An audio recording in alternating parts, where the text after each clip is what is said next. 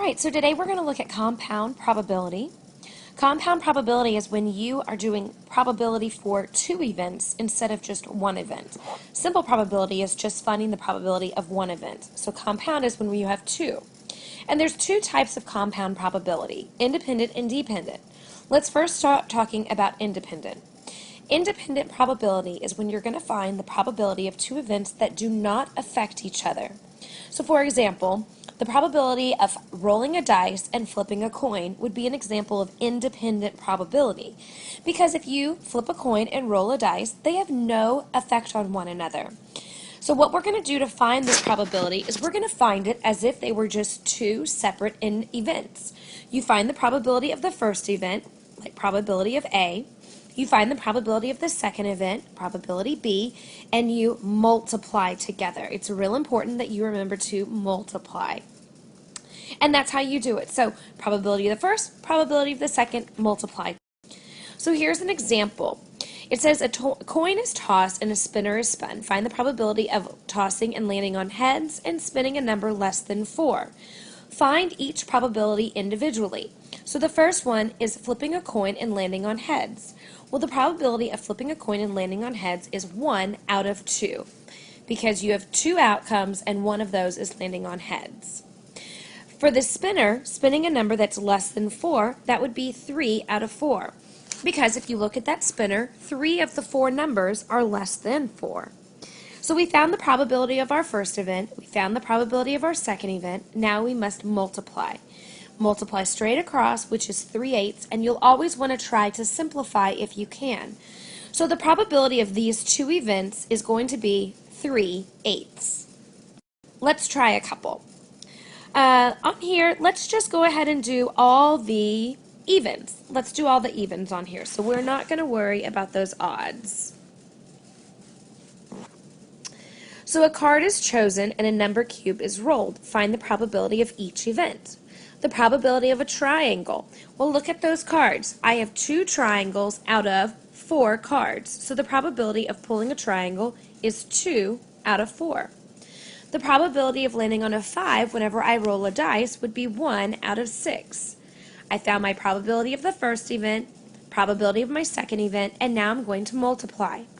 Try to cross-reduce when you can. Like here, we can make that a 1 and a 3. And then we just multiply straight across and we end up with 1/12. Alright, let's try number 8.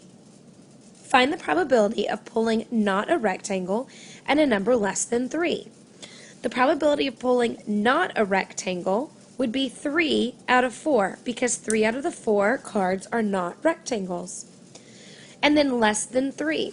Well, the probability of rolling that dice and landing on something less than 3, that would be landing on a 1 or a 2, would be 2 out of 6. Now let's go ahead and try to cross-reduce. I can make that a 1, I can make that a 2, I can make that a 1, and I can make that a 2.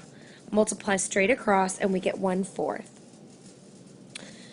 Alright, this is that last example. One color tile was chosen from the bag without looking, then is replaced with another color tile is chosen. Find each probability. So we're going to find the probability of pulling a yellow and then a red. So the yellow, there's 1, 2, 3, 4 yellows out of 1, 2, 3, 4, 5, 6, 7, 8, 9, 10 out of 10. The probability of pulling a red tile would be 2 out of 10, because there's 2 tiles out of 10. I'm going to go ahead and cross-reduce, make that a 2, make that a 5, make that a 1, make that a 5, and go straight across. So I end up with 2 out of 25. And this last one, blue and then yellow. So there's 1 out of 10 tiles that is blue, and yellow there are 4 out of the 10 that are yellow. I'm going to cross-reduce and multiply across, so I end up with 2 over 20. I can simplify that to 1/10. So that's independent probability. Let's look at dependent probability. Dependent probability is you're still finding the probability of two events. The difference, though, is now the events are going to have an effect on one another. Let me give you an example. If I were to pull a marble out of a bag and keep it before I pulled another marble out, I am now one less marble in the bag, so my probability will be different. So when you're finding the probability of a dependent event, you have to take into account that the first event happened, and then therefore change what you need to change, and then find out your second probability. So dependent is a little bit harder. You need to think a little bit more to make sure you have everything you need on those. You still find the probability of each event and multiply, but you have to remember that that second probability happens after the first event actually happens. So let's jump straight to some examples. And again here, let's go ahead and just do the evens.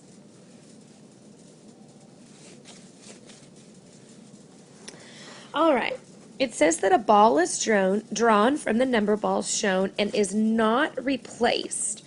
That means that whenever you draw it, you keep it and it's there for you. Then a second ball is drawn. Find the probability of each. All right, the first one, finding the probability of two odd numbers. Let's find the first one. Well, there's 1, 2, 3, 4, 5, 6, 7, 8, 9 balls all together.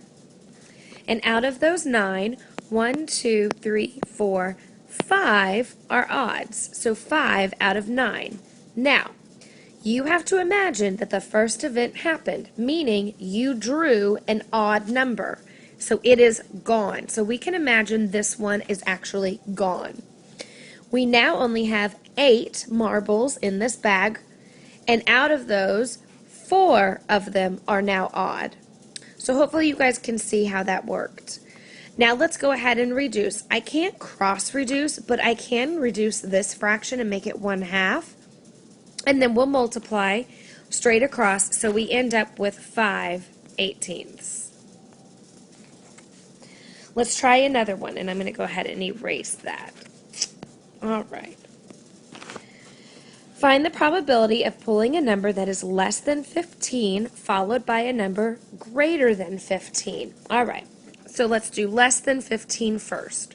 So again, there are 9 balls in here. And out of those 9, let's find out how many are less than 15. So that would be 1, 2, 3, 4. 4 of them, 4 out of the 9. Now there's only 8 balls because one of them is gone. One number that is less than 15 is gone. Now let's find the numbers greater than 15, and that would be 1, 2, 3, 4. For each of these, I did not include the 15 because it said less than 15 and greater than 15. It didn't say equal, so we didn't include the 15. I'm going to go ahead and cross reduce, make that a 1, make that a 2. And then let's go straight across, so 1 times 4 is 4, 9 times 2 is 18, and then even that can be simplified to 2 ninths. All right, on these last ones, it here tells us to tell whether the events are independent or dependent. Drawing a card labeled the letter of the alphabet and not replacing it before a second card is drawn. That makes this dependent because it's not replaced, and therefore it affects your second probability. Spinning a spinner and rolling a number cube, that would be independent. Those events have no occurrence on each other. All right, I hope this helps.